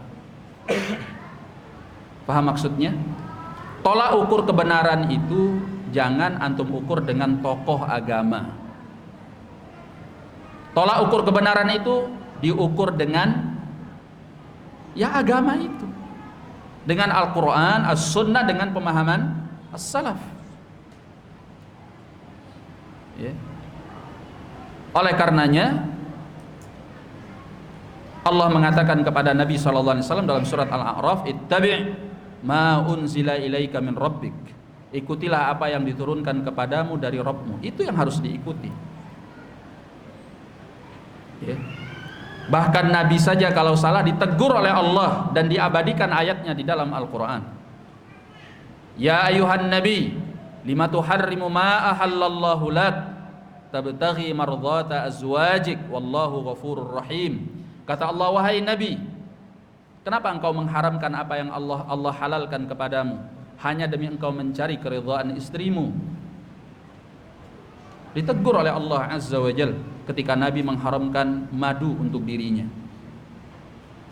hanya karena ada istrinya yang cemburu. Ya. Jadi tolak ukur agama itu adalah wahyu dari Allah. Wahyu dari Allah. Kata Imam Malik rahimahullahu ta'ala, atau sebelumnya peristiwa Ibnu Abbas yang dibantah oleh sebagian manusia ketika beliau berfatwa bolehnya haji tamattu'. Sebagian manusia mengatakan tidak boleh karena fatwa Abu Bakar dan Umar.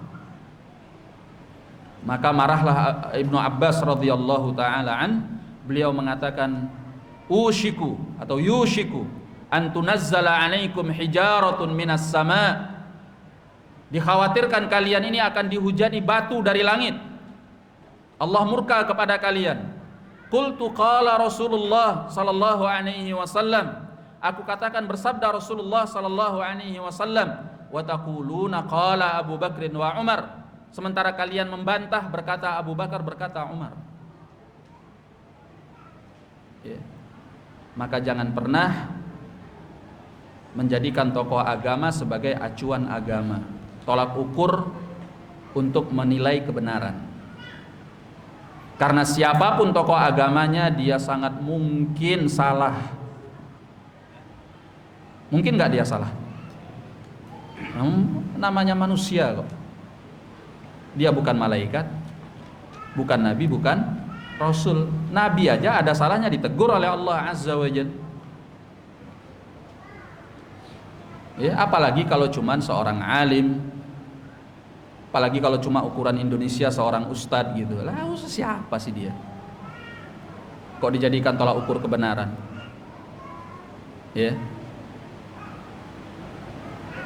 Kita di Indonesia ini kan levelnya rendah gitu ya. Ustadz aja dianggap seperti Syekhul Islam gitu. Ya. Kalau saya sih sebetulnya malu gitu, malu kalau dijadikan pendapatnya sebagai tolak ukur. Nggak pantas gitu loh. Jadi ustadz aja pun nggak pantas sebetulnya. Saya sering mengatakan bahwa kita ini di Indonesia, dai-dai ini, ustadz-ustadz ini kebanyakannya atau bisa dikatakan pada umumnya adalah orang-orang yang sebenarnya nggak pantas karena keterbatasan ilmu yang kita punya. Ini cuma karena memang nggak ada yang dakwah gitu aja. Akhirnya kita dakwah karena nggak bisa dakwah itu ditinggalkan sama sekali. Ya, setiap orang ya berdakwah dengan apa yang dia bisa. Bukan karena dia Masya Allah ilmunya, bukan. Ibarat kata pepatah Arab, mukrahun akhaka la batal. Karena terpaksa saudaramu ini, bukan karena dia hebat. Ya, kalau dalam peribahasa kita nggak ada rotan akar pun jadi. Ya, lah kayak gitu kok mau dijadikan tolak ukur kebenaran. Kalau sama Ustadz Fulan berarti dia sunnah, kalau enggak berarti dia sesat. Siapa dia itu? Ya, dari situ sering datang bid'ah. Ya, bid'ah yang paling besar di masa ini adalah bid'ah hizbiyah, fanatik golongan. Itu bid'ah besar di masa ini. Ya, banyak orang bahkan yang ngaji sunnah kadang kebawa kepada bid'ah ini karena kefanatikannya. Makanya jangan sampai kita yang sudah ngaji sunnah ini terus jatuh ke dalam bid'ah. Bid'ah apa? Sering sekali bid'ah itu adalah bid'ah hizbiyah, fanatik golongan. Kalau nggak sama ustadznya berarti nggak nyunnah, nggak salaf. Ya, kalau sama nggak ustadz itu anak nggak mau ngaji. Lah Anda ini kok balik ke belakang? Mana kajianmu yang selama ini kamu kaji itu? Ya, itu bid'ah namanya. Bid'ah apa? Hizbiyah. Ya. Oleh karena itu kata Ali bin Abi Thalib radhiyallahu an, "I'rifil haq ta'rifu ahlah." Pelajarilah kebenaran, engkau akan tahu siapa orang-orang yang mengikuti kebenaran. Ar-rijal yu'rafuna bil haq. Ya, tokoh-tokoh itu dikenal dengan tolak ukur kebenaran. Kita tahu, oh ini ahlul haq, oh ini ulama, oh ini bukan. Oh ini ahlul haq, oh ini ahlul batil. Karena kita tahu ilmunya. Bukan kebenaran itu, ya, bukan kebenaran itu diukur dengan para tokoh. Al-haq la yu'raf bir rijal. Tidak bisa diukur, tidak bisa dikenal dengan para tokoh. Karena setiap para tokoh itu mungkin salah, mungkin sesat. Nggak ada orang yang nggak mempunyai kemungkinan sesat. Siapa yang bisa menjamin dirinya bahwa dia nggak sesat? Ada. Ya, kalau ada orang yang berani menjamin dirinya, saya nggak mungkin sesat, banyak orang yang akan menyesatkan dia. Anda sesat. Karena keyakinan itu Anda sesat. Karena tidak ada yang maksum kecuali para nabi dan rasul alaihimus salatu wassalam. Ya. Makanya meninggalkan bid'ah, ya, di antara pintu bid'ah yang sangat besar adalah kefanatikan, ta'assub, fanatik golongan yang disebut dengan hizbiyah. Ya, kalau dulu pintu bid'ah itu banyak masuk dari bab fanatik madhab. Fanatik madhab. Ya. Maka para ulama melarang dari ketaklidan, melarang daripada ta'assub, supaya tidak masuk tidak terbuka pintu-pintu bid'ah tersebut. Nah, di antara pintu bid'ah yang juga besar adalah beragama dengan akal logika. Ya, seperti orang-orang aqlaniyun. Ya, orang-orang rasionalis. Kalau sekarang bisa disebut dengan orang-orang liberal. Beragama dengan akalnya. Bid'ah yang mereka terjatuh di dalamnya tidak hanya dalam amalan dan ibadah, tapi lebih parah bahkan dalam pemikiran dan keyakinan. Ya. Mereka sering sekali bersuara dengan sesuatu yang merugikan Islam dan kaum muslimin. Ya. Bahkan terpancar dari lisan-lisan mereka kebencian kepada Islam dan kaum muslimin. Nah, sumber bid'ah juga adalah tersebarnya hadis-hadis palsu dan hadis-hadis lemah. Itu sumber bid'ah.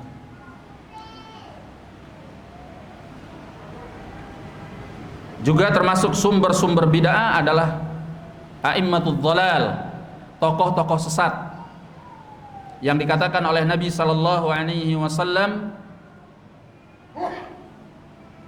a'immatun, disebutkan oleh beliau dalam hadis Hudzaifah, du'atun ala abwabi jahannam, para dai yang berada di atas pintu neraka jahannam, man ajabahum ilaiha qadhafuhum fiha, siapa yang menyambut panggilan dakwahnya maka mereka akan menjerongkokkannya ke dalam neraka jahanam tersebut.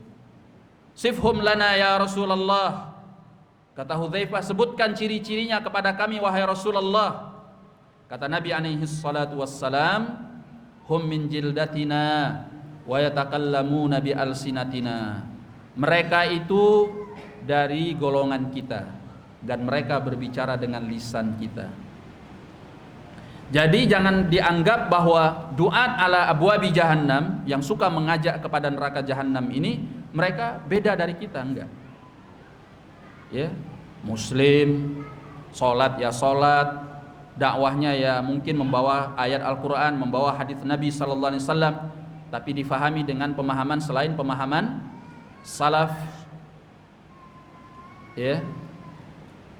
Oleh karenanya ini menjadi sumber bid'ah. Kalau orang-orang awam itu dikasih tahu gampang, Pak, ini nggak ada dalilnya, ini nggak ada sunnahnya, selesai. Tapi dengan adanya ustadz-ustadz yang bid'ah ini tadi, ustadz-ustadz bid'ah ini tadi, akhirnya sesuatu yang bid'ah itu kelihatan nyunnah gitu. Ya. Padahal nggak ada dalilnya karena dia pinter ngomong aja, atau ada dalilnya tapi pemahamannya salah. Ya. Karena mereka ini sehingga banyak orang awam yang tertipu. Ya. Banyak para pemuda yang tadinya bersemangat untuk memperbaiki keislamannya dengan istilah hijrah sekarang, ya.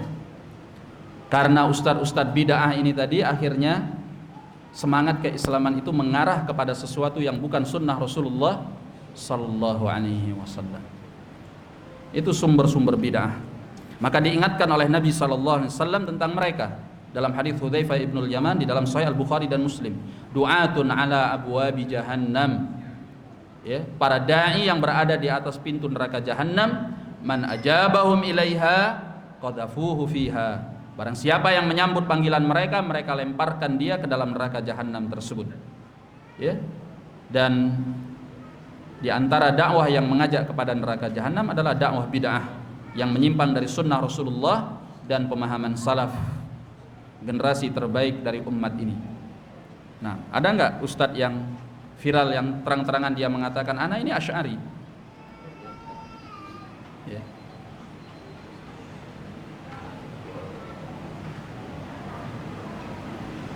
Dan itu kan jelas bahwa pemahamannya bukan di atas pemahaman as-salaf. Nah, maka ikhwani ma'asyiral muslimin rahimani wa rahimakumullah, maka hendaklah kita meninggalkan bid'ah-bid'ah tersebut. Kenapa? Wa kullu bid'atin fahiya dhalalah. Karena setiap bid'ah itu kata beliau adalah sesat. Setiap bid'ah itu adalah sesat.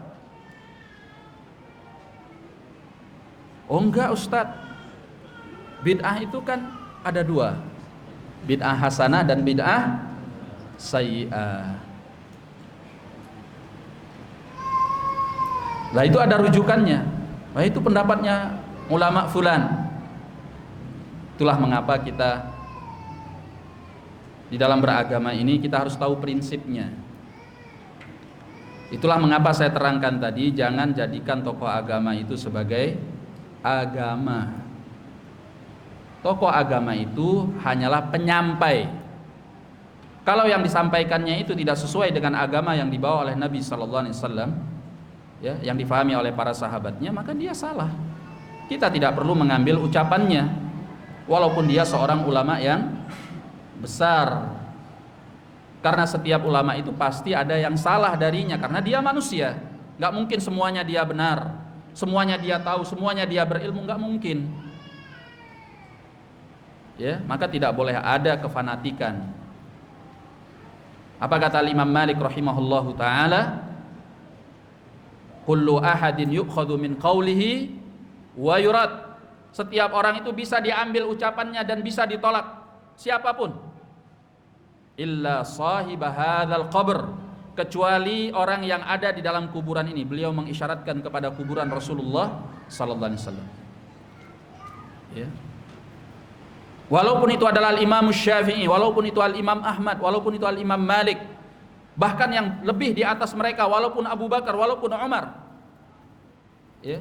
Kalau tidak sesuai dengan tuntunan Al-Quran was Sunnah, dan itu adalah pendapat pribadinya, bukan pemahaman para sahabat secara keumuman, dan dia salah dalam hal tersebut, ya udah salah aja. Coba lihat Umar ibn al-Khattab ketika meninggalnya Nabi SAW. Dia katakan, sebarang siapa yang mengatakan Nabi itu meninggal, aku tebas lehernya. Benar enggak? Benar atau salah Umar dalam hal ini? Salah. Umar ibn al-Khattab dia manusia biasa. Ya, sehingga ketika kita meninggalkan pendapat sebagian ulama besar, bukan artinya kita menghina dia. Kita tetap menghormatinya, tetapi yang salah tetap salah. Ya. Ucapan sebagian ulama tentang Al-Imam Syafi'i, kata beliau, Al-Imam Syafi'i kabir, walakinnal haqqa akbar minhu. Ya, Al-Imam Syafi'i itu orang besar, ulama besar, tetapi kebenaran jauh lebih besar daripada Al-Imam Asy-Syafi'i rahimahullah. Ya. Oleh karenanya, ketika Nabi mengatakan kullu bid'atin fahiya dhalalah, ini kan diambil dari hadis Nabi. Ucapan Al-Imam Ahmad ini diambil dari hadis Nabi dalam riwayat Muslim dari hadis Jabir, dan juga hadis Irbad bin Sariyah dalam riwayat Abu Dawud, ya, bahwa setiap bid'ah itu kata Nabi dhalalah, sesat. Tapi ada ulama yang membaginya, Ustaz. Ya salah. Berarti Ustaz lebih tahu ya dari ulama tersebut. Biasanya kan gitu.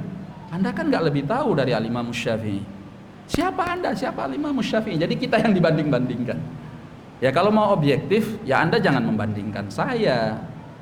Saya ini kan cuma menyampaikan. Yang saya sampaikan itu adalah sunnah Nabi, ucapan Nabi, sabda Nabi. Nabi yang menyatakan kullu bid'atin dhalalah.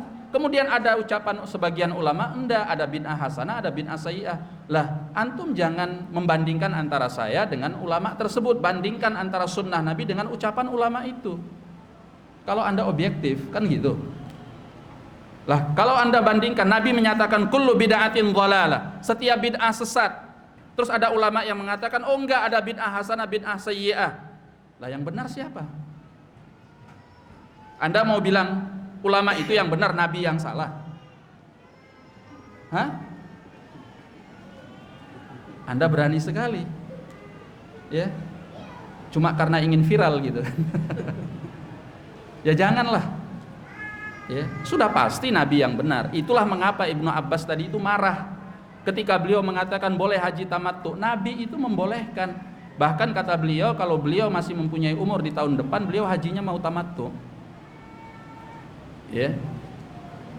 Karena beliau tidak punya kesempatan, beliau sudah meninggal dunia, makanya beliau tidak jadi melaksanakan haji tamattu. Tapi beliau sudah berkeinginan. Makanya Ibnu Abbas mengatakan, ya haji tamattu. Ya. Lalu kok ada orang yang membantah dengan fatwa Abu Bakar dengan fatwa Umar? Ya nggak benar, makanya marah Ibn Abbas. Qultu qala Rasulullah sallallahu alaihi wasallam. Aku katakan bersabda Rasulullah sallallahu alaihi wasallam, wa taquluna qala Abu Bakrin wa Umar. Kalian menjawab berkata Abu Bakar, berkata Umar. Kalian bisa dihujani batu dari langit karena Allah murka kepada kalian. Ya, meninggalkan ucapan Rasulullah karena ucapan yang selain beliau alaihi salatu wassalam. Oleh karena itu berarti bid'ah itu ada dua atau ada satu? Satu aja. Nabi mengatakan kullu bid'atin dhalalah. Setiap bid'ah itu sesat. Ya.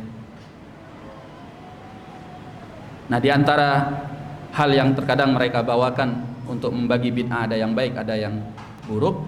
Ya, bentar dulu kata mereka. Nih, anak kasih dalil antum. Dalilnya apa kata mereka? Umar ibn al-Khattab ketika mengumpulkan para sahabat di masa beliau sholat tarawih menjadi satu jamaah dengan satu imam, beliau katakan nikmatil bid'atu hadhihi.